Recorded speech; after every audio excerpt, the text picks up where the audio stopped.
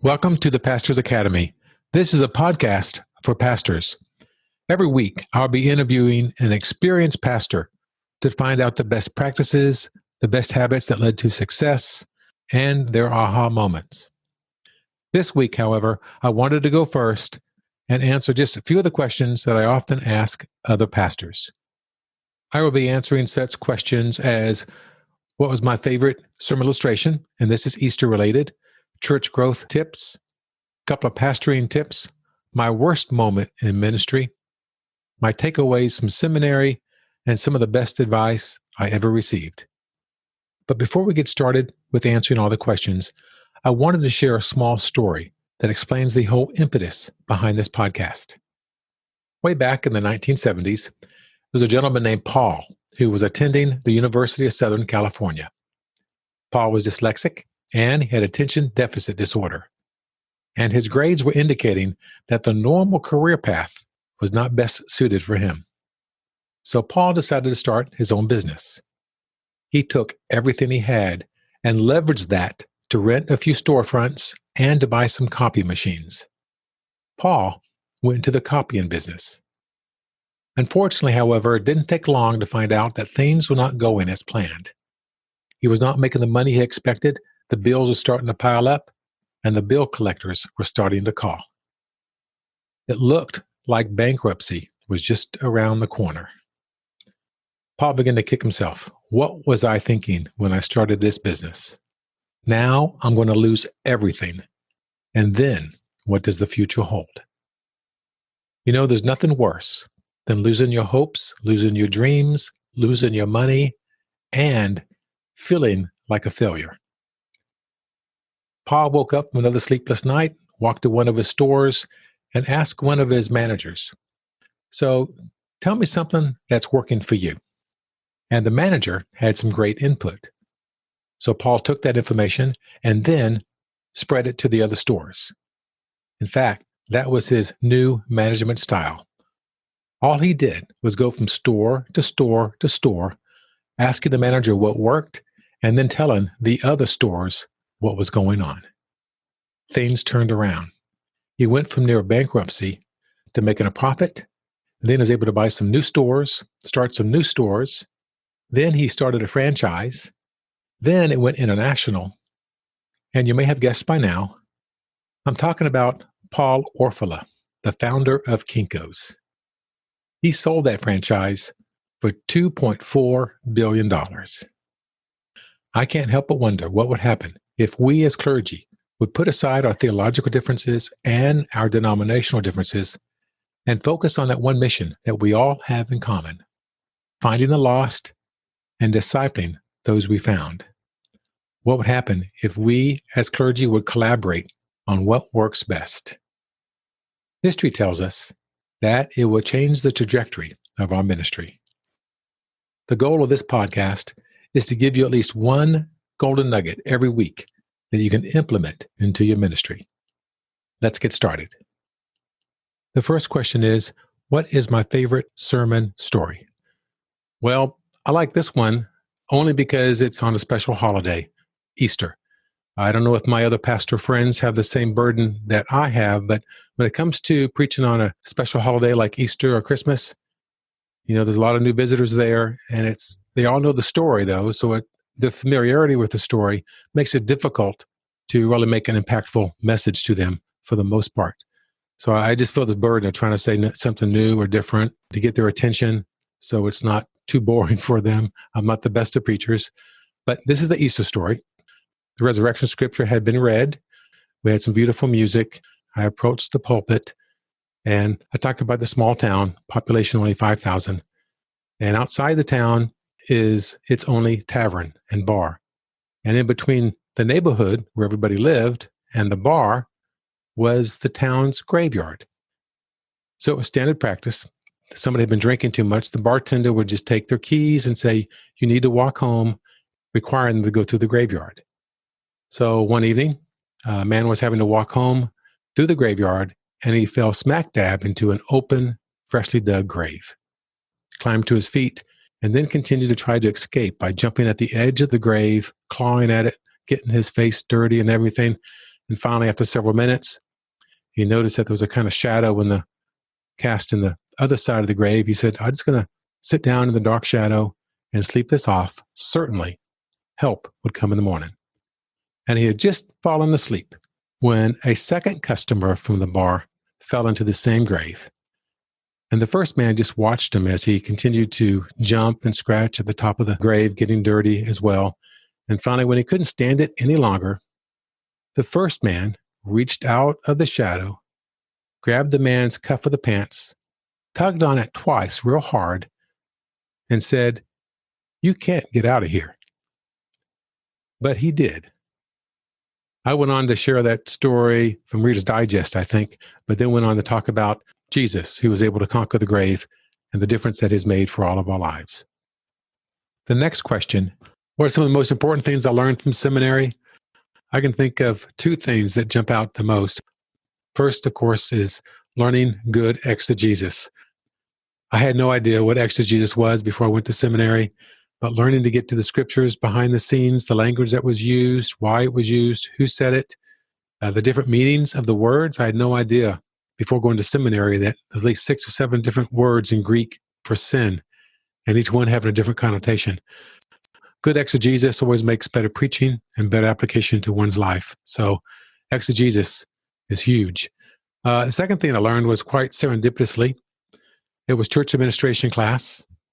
And we come to class, he hands out this piece of paper, and he described it as a simulation exercise or simulation game. I didn't know what that word meant, so I'll explain. But basically, it's an exercise you go through that has a lesson behind it. So here's the scenario. We had crashed in the middle of the desert.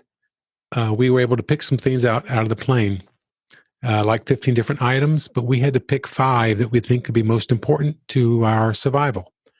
So we look at the list, and individually, we would pick the 5 most important items to us. And after everybody's had done that, the professor asked us to get with a partner and then reach a consensus again on another 5 items as to which would help the survival. And then after we got in groups of 2, he did the same thing with groups of 3. 3 of you reach a consensus together on the 5 most important items that will help you survive. And the professor, then pulled out their final report from the Air Force, United Air Force, on what would be the most important survival items. And there was a score equivalent to each item, like raincoats, knife, a gallon of water, food, parachute, and so forth. And you had to pick from those items. And he said the survival score was like 70. And given your items, you'd score yourself all across the board. Everybody who did the test by themselves, the simulation game by themselves, we all would have died. Then those who had a consensus of 2 people and had a better score, there was a much higher survival rate. Like 25% of the class were able to survive when 2 people discussed something. And then when 3 people discussed and came to consensus, the survival rate to 50% of the class population. The lesson was that committees make much better decisions than an individual. Because he said that if we had reached on to a consensus of 4 people and a consensus of 5 people, our scores would have continued to increase. And that was very true. So, I've always had this joke in my denomination that, like a giraffe is a horse or a pony made by a committee. But the truth is, committees just make better decisions than individuals. And I've also learned to use this same kind of simulation exercise in my marriage preparation. I teach the couples the importance of making decisions together, major decisions, and the teamwork that's involved in that. And that has really helped a lot as well. So that's my takeaway from seminary, just a couple of items. So the next question is, what would I do if I was called to a new church? Well, one experience I had, I know there's a lot of controversy among us pastors as to when you add a new church, do you make a lot of changes at first and make changes, or do you just wait and assess the situation? I think there's a lot of different opinions on that.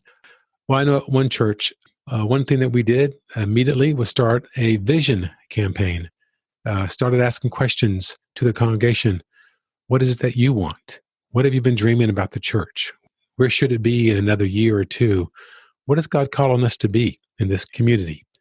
And we preached a couple of sermons on the Proverbs verse, where there's no vision, the people perish.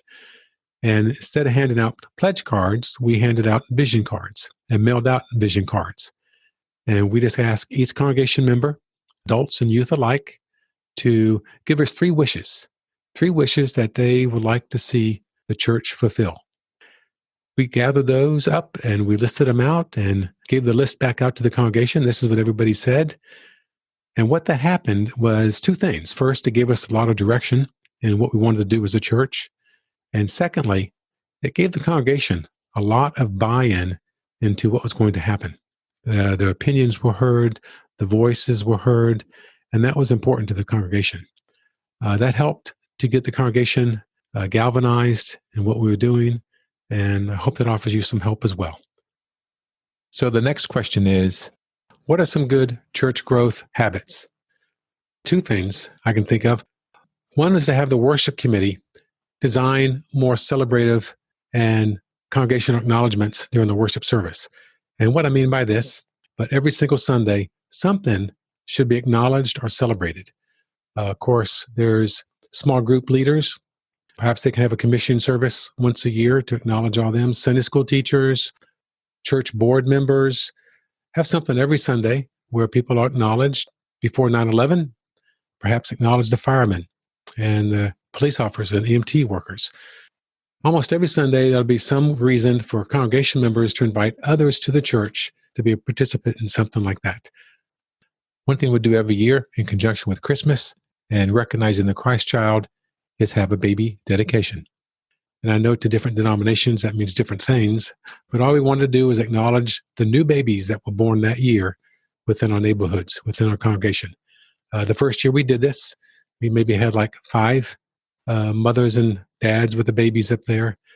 Then we had a small litany. I can't think of how it all went off the top of my head, but something that, I would say when God needed to make a change in the world, the congregation would deliver by saying, He gave us a baby. When God needed to make a difference in the world, He gave us a baby. When God needed to make Himself visible in the world, He gave us a baby. Something like that. That was just a few short, responsive readings, and we had a place where people could have pictures after the ceremony with the babies and the families. Anyways, we did that first year. There was like 5 families. The second year, there's 10 families that came forward. The third year, the whole front altar was filled with young families and the babies. So it was a neat little dedication. We did every year, a good tradition. And if I had to do it all over again at our picture point where the family's going to have the pictures taken, we probably should have included the church's name so that it'd be a good branding as people post the pictures on social media. So, one good, I think, practice for church growth is have more celebration in each worship service. Something almost every Sunday. Delegate that to your worship committee and let them work on that. And I think you might find it very rewarding. A second church growth habit that I found very exciting in one of the churches that I was participating in was what we just call good Southern hospitality. There were several ladies that attended the church that whenever they noticed a moving van or a U-Haul trailer, they would fix up one of their favorite chicken casseroles, take it over there in a pan to them, introduce themselves to the family, explain that, new to the neighborhood, need any questions answered about some of the best doctors or dentists, preschool, stuff like that, made themselves a resource to the new neighbor moving in. And I think they also did a good job of putting the phone number somewhere on the casserole pan so they can contact them back.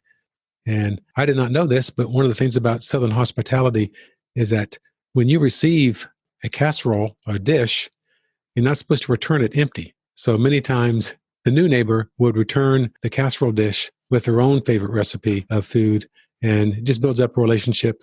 And it's also a good time, opportune time to say, look, if you do have a church family, a church home, this is where we attend. We have a good youth program for your kids and stuff like that. So it's a good way to connect and a good way to make people feel welcome. That helped us in getting new neighbors into our church. Hope that helps. So the next question is, what is one of the most difficult moments or worst moments you've had in the ministry? So I will share this story in the hopes that it may protect some other of my peers, though it's not a very proud moment for me. I was in my 3rd year at a church. it was time for us to discuss our financial campaign, what kind of strategy we're going to use. And I remember I just heard a fantastic church fundraiser make a lecture, and he said the number one characteristic of a successful financial program is participation. The more people who participate, the more successful it is. It's as simple as that. So at that time, my denomination had a stewardship program, a financial program called the Saddlebag. I think that's the right term. It's been a while. Literally a saddlebag. And on one side of the satchel was the church's mission, goals, and vision, and things they wanted to accomplish. And on the other side was pledge cards with envelopes with the people's name on it. The strategy was for a congregation member to look at the mission of the church, its goals, and then prayerfully consider what pledge they were going to make to the church, seal the envelope, put it back in the saddlebag, and deliver it to the next person, the neighbor. I had written that proposal out a little bit and gave it to the financial committee. Maybe I should not have done that, because when it came to the financial meeting that Tuesday evening, I started making the formal plea for this campaign and why I thought it would work. As I made the presentation, I was reading the people's body language. People were doodling on a piece of paper. There was no eye contact. Didn't see anybody roll their eyes, but it was almost that bad. And when I was finally finished, the chairperson said, it seems like a good idea, but it just didn't seem to fit the culture of our church. We don't think it's going to work. I guess I built up a great deal of frustration in my presentation by watching everybody not listening to me. And I just stood up from the table and said, "You did not hear anything I said," picked up my notebook and walked out the door. That was not good. So a week later, I had a meeting with the chairperson, and he was a big leader in the church. He expressed his disappointment in me, and I agreed that I made a mistake. What did I learn from all that? First of all, I forgot one of the lessons I learned in seminary, that I should trust the wisdom of the committee. I'll probably say more about that another time, but committees make better decisions than one single person ever does. I also learned that I had some passive-aggressive tendencies, and I need to be aware of that. Also, looking back, I have to admit that my self-care was not what it should have been at that chapter in my life. I was not practicing my daily devotions and my meditation and in prayer life as a pastor should have been doing. All things considered, I was set up to shoot myself in the foot. So if I have any advice for fellow pastors, it would be that we need to be practicing better self-care so we're less likely to be the source of our own problems.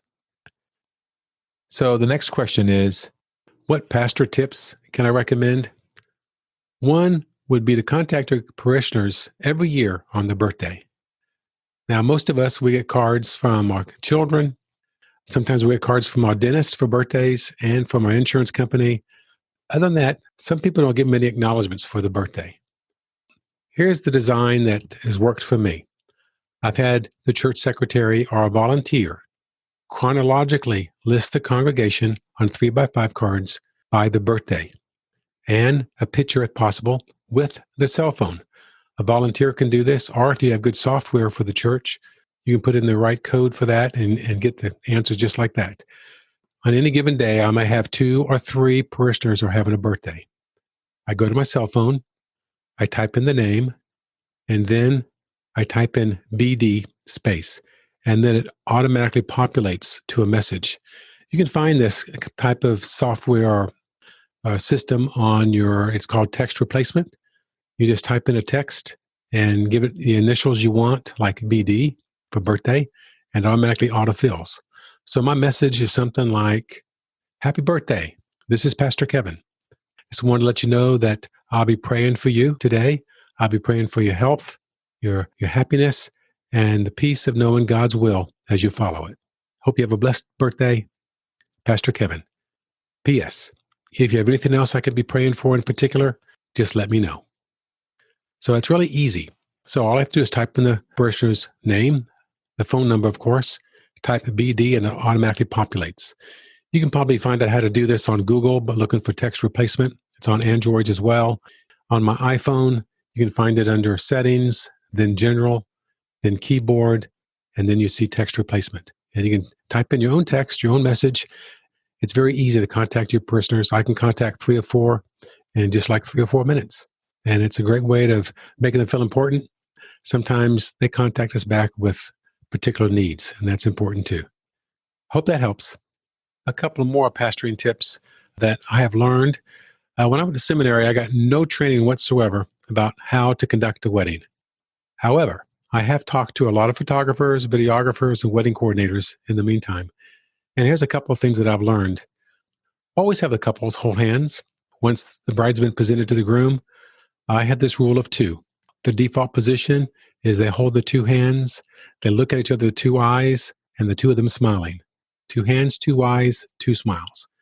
That's basically the default position for the entire ceremony, unless they're doing something like the unity candle or sand ceremony or some other reenactment type of thing.